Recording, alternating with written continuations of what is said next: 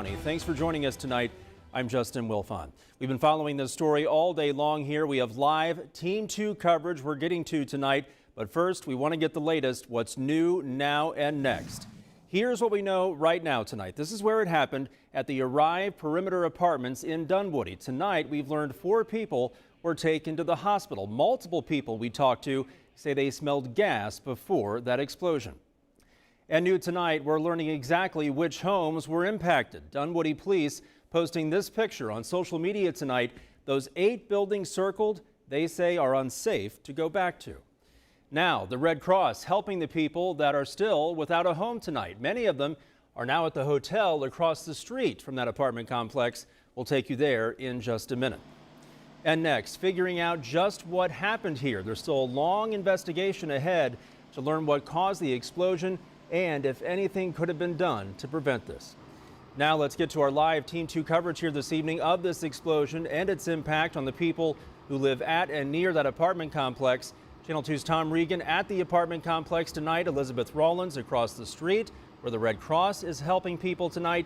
And Ashley Lincoln is at Grady Hospital where the injured people were taken. We start with Tom. Tom, we know people say they smelled gas.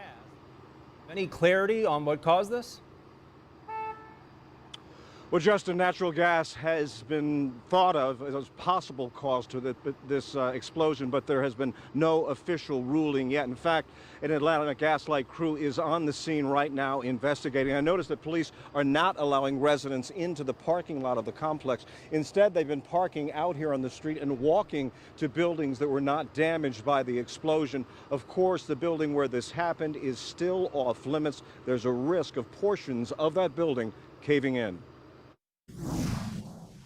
The Sunday afternoon explosion blew out the front side of the apartment building, destroying at least 3 units, damaging others. On arrival, we witnessed a partial collapse of a multi-family structure.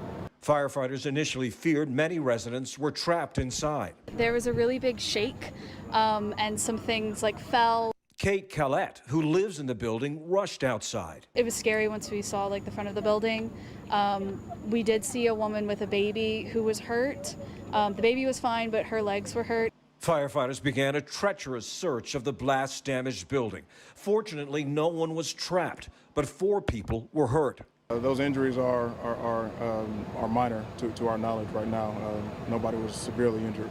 One resident told me he smelled a strong odor of natural gas in the building hours before the explosion, prompting many residents to ask whether this could have been prevented. Mark Pate said he called the management office twice to complain about the smell. Like, hey, the doors are still closed. Can you open back up?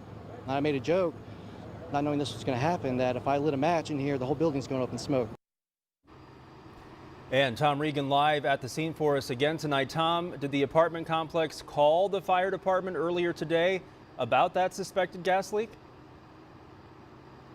Yeah, Justin, I asked the deputy chief about that earlier this evening. He told me that he got no calls about a suspected gas leak early on in the day, just a bunch of calls following the explosion. We also tried to talk to an apartment manager about this when he was on the scene earlier this evening, but he turned and walked away without answering any questions. Justin.